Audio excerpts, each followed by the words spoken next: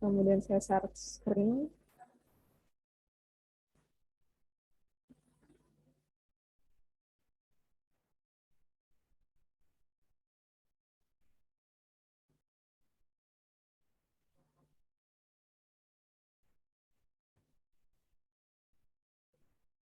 Oke, baik. Saya lanjutkan lagi. Apakah sudah terlihat PPT-nya di layar teman-teman semua? Sudah, Kak. Oke. Coba saya jelaskan lagi ya. Tadi kita akan menguraikan gaya yang bekerja ya. Gaya yang bekerja pada bendanya gitu. Nah, tadi kita sudah meninjau ya dengan sudut pandang si balok satu, gaya apa aja yang ada, kemudian kita tinjau pusat objeknya di balok 2 di sini gaya apa aja yang bekerja, dan kemudian yang kita gunakan itu di sini hanya gaya gesek kinetisnya ya, karena dia terletak di atas meja, secara logika juga bergeraknya kanan ke kiri ya, dari kanan ke kiri atau secara horizontal gitu, bergeraknya searah sumbu X. Berarti yang kita gunakan gayanya di sini hanya Fx-nya. Nah, kita lihat gaya di sepanjang sumbu X ada Fk aja gitu. Nah, selanjutnya coba kita akan meninjau si balok yang ketiga ya. Jadi pusat objek kita ini balok yang ketiga. Karena balok yang ketiga ini menggantung ya. Nah, dia bergeraknya ke atas dan ke bawah. Jadi sepanjang sumbu Y. Nah, sekarang kita lihat gaya yang bekerja di sepanjang sumbu Y. Di sini ada apa? Ada gaya berat W3-nya gitu. Makanya di sini yang kita tulis plus W3 ya. Positif ini karena dia searah dengan arah gerak sistem dari soal nomor 5. Nah, gaya tegangan tali, ya ini T32 ya. Gaya tegangan tali T32 di sini dengan T23 di sini dan T32 ini sama besar, jadinya saling meniadakan. Nggak perlu kita tulis. Sama juga yang sini ya. Coba diperhatikan pointernya. T12 dan T21 karena sama besar, jadi saling meniadakan. Nggak perlu kita tulis. Kalau kita langsung meninjau dengan atau menghitung di sistemnya gitu. Nah, gaya berat itu kan massa dikali gravitasi ya di sini. Lanjut di sini ya, W1 itu sama dengan massa balok 1 dikali gravitasi, kemudian gaya gesek kinetis itu kan koefisien gesek kinetisnya dikali gaya normal. Kemudian untuk positif W3 gaya berat balok 3 itu sama dengan massa balok 3 dikali gravitasi gitu. Oke, kemudian gaya normal ini kan massa dikali gravitasi juga ya. Nah, di sini M2 ya, gaya normal di sini M2 dikali gravitasi. Itu ya untuk penguraian dari gaya-gaya yang bekerja pada bendanya gitu. Prinsipnya tetap sama ya. Pertama itu kita menentukan sistemnya atau pusat objek yang kita hitung. Kemudian dua, menggambarkan diagram gayanya gitu. Jadi biar nggak bingung ya, menggambarkan diagram gayanya. Kemudian yang ketiga menggunakan hukum Newton gitu untuk menyelesaikannya. Ya gimana? Udah clear belum untuk penguraian gayanya ini?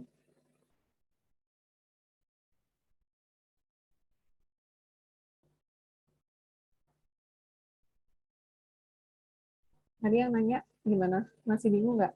Jadi kenapa kita nggak perlu gaya normal di sini dan gaya berat W2 ya? Karena dia bergerak di sepanjang sumbu X. Yang kita lihat gaya yang di sepanjang sumbu X hanya gaya gesek kinetisnya. Gitu. Sudah paham, Kak. Oke. Baik. Yang lain gimana? Bisa untuk soal nomor 5? Coba kalau kalian bingung bisa aja ya, bisa menguraikan satu-satu gitu. Di balok 1, kalau udah selanjutnya di balok 2, dan itu setelah itu di balok 3. Gitu. Coba kalau kalian penasaran sama nggak hasilnya? Sama ya kalau kita menghitung dengan langsung sistemnya gitu. Oke, kalau belum ada yang ditanyakan lagi, kita lanjut ke soal nomor 6 di sini.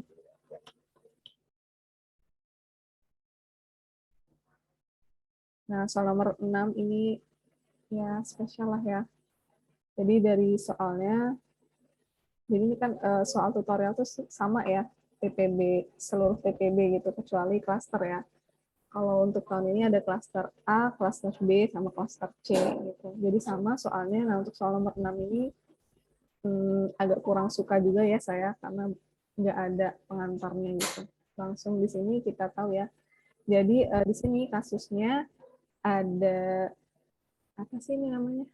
Kayak benda gitu ya, bandul, kemudian ada tali di sini dan digantungkan ya di atas. Bandul itu diikat dengan tali, jadilah seperti ini gitu. Nah, diketahui L-nya, lebarnya itu 1 meter. Nah, di sini diketahui ya massa talinya itu diabaikan.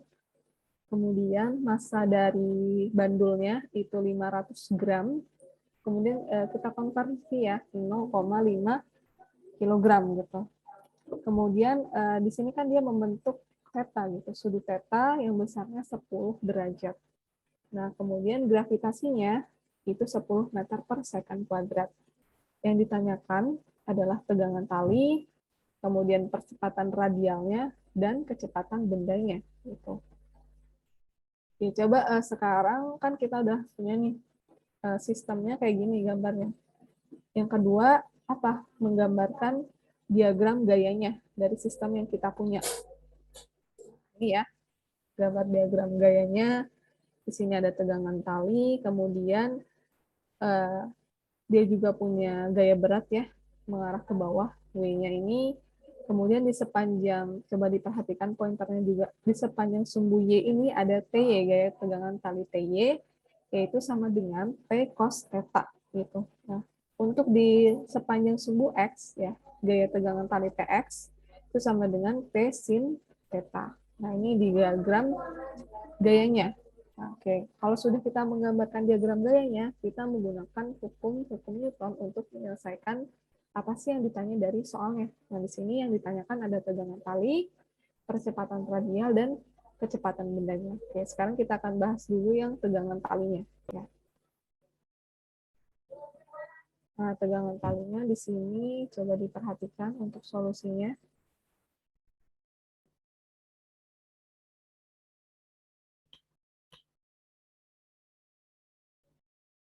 Oke,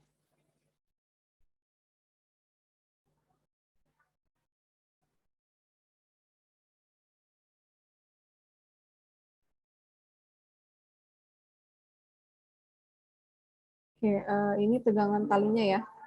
Untuk menghitung tegangan tali, kita menggunakan hukum Newton ya, sigma F sama dengan 0. Oke, selanjutnya di sini tegangan tali kita menggunakan sigma Fy sama dengan 0 ya. Sigma Fy sama dengan 0.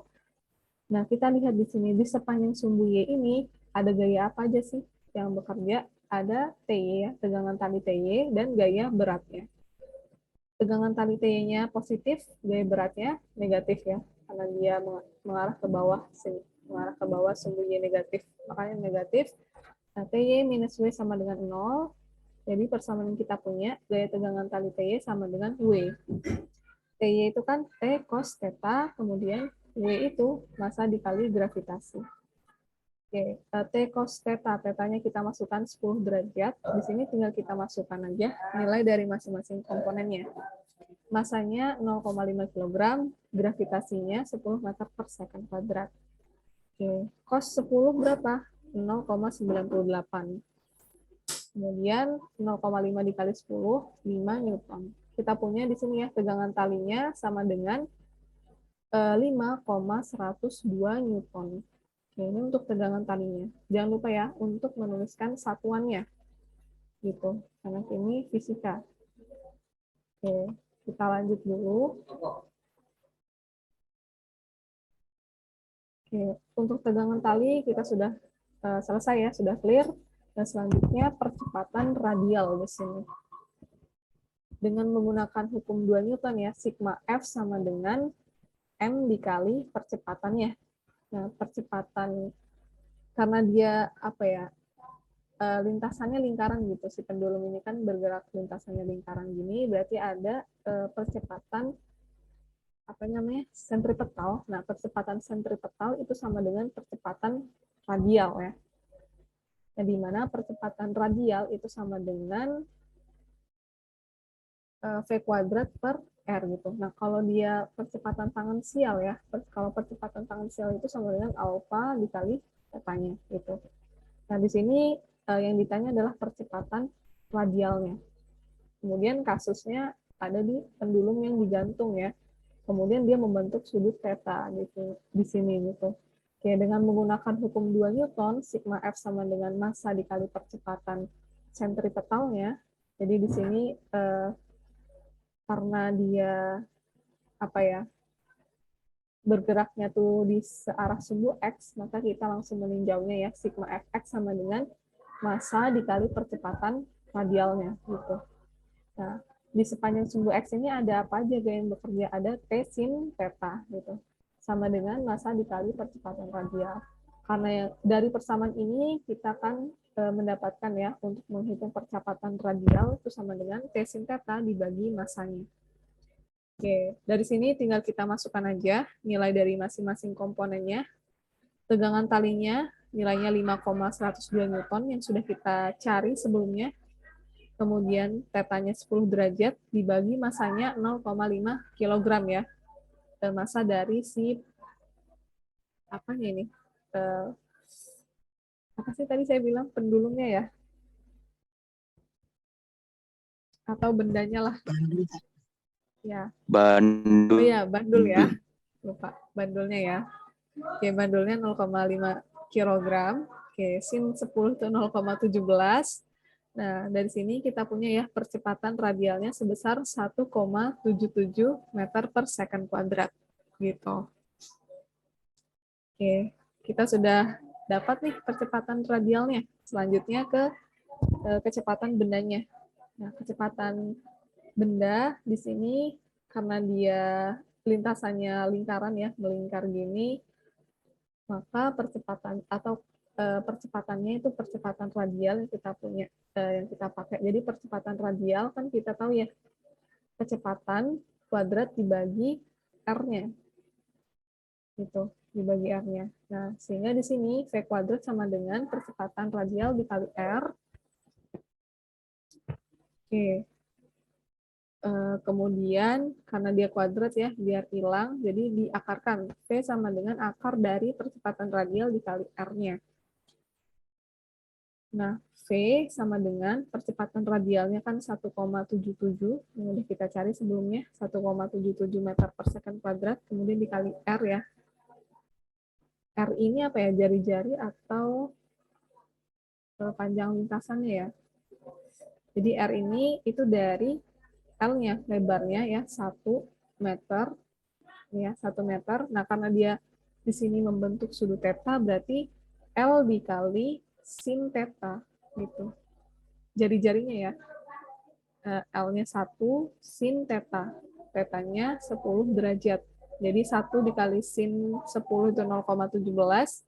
Sehingga kita punya ya 1,77 dikali 0,17 itu 0,3009. Nah, akar dari 0,3009 itu 0,548 meter per second. Gitu. Nah, ini besarnya kecepatan ya dari bandulnya untuk soal nomor 6 sebesar 0,548 meter per second. Oke, mungkin itu untuk soal nomor 6. Sebelum kita lanjut lagi, ada yang ditanyakan? Bisa ya untuk soal nomor 6?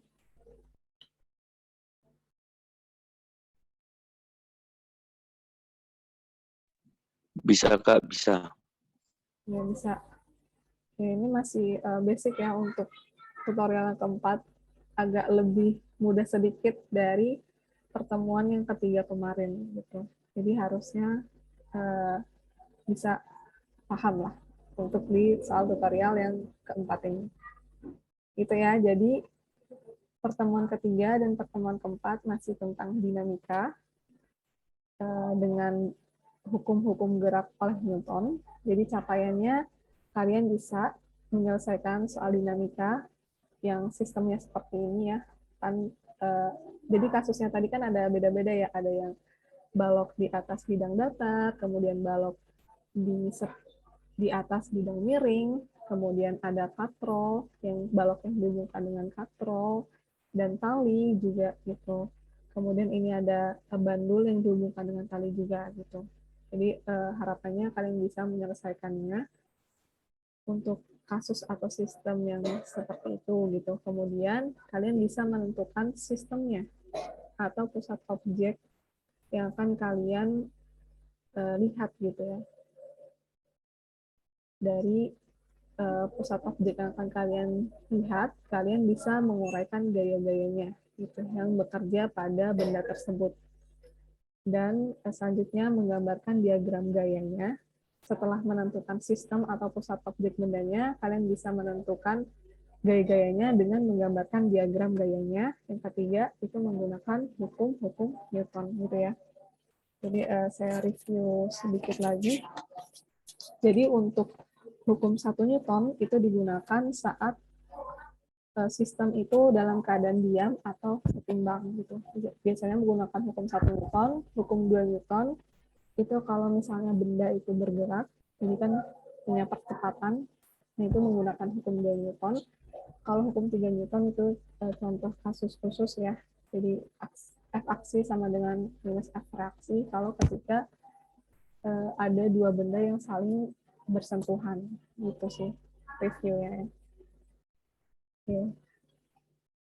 Kalau belum ada yang ditanyakan lagi, seperti biasa ya, sebelum ditutup kita dokumentasi dulu untuk berita acara pelaksanaan tutorial hari ini. Silakan teman-teman dinyalakan kameranya. Bentar lagi jam 3 ya. Kalian kalau ada kelas, kita lanjut dulu ya.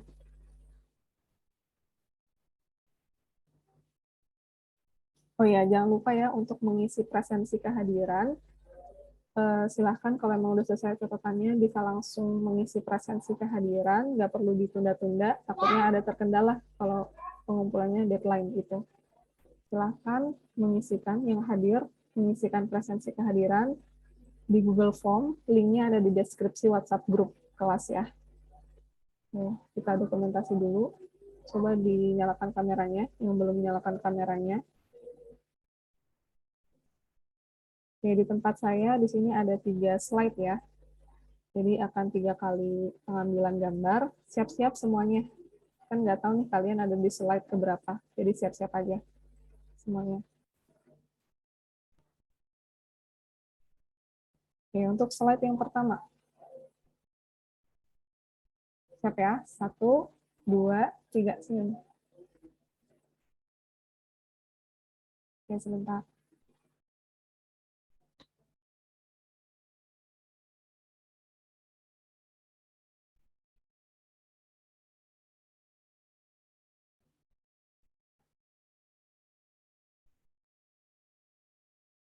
Lanjut slide yang kedua.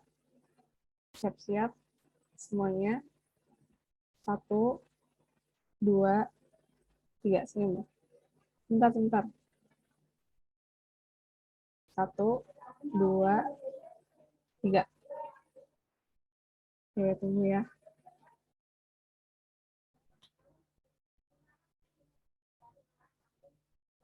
Selanjutnya slide yang ketiga. Oke, 1, 2, 3. Sebentar.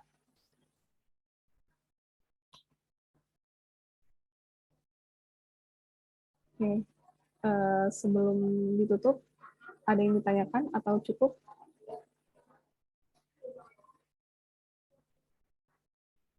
Gimana? Ada yang ditanyakan? Cukup, oke, cukup ya.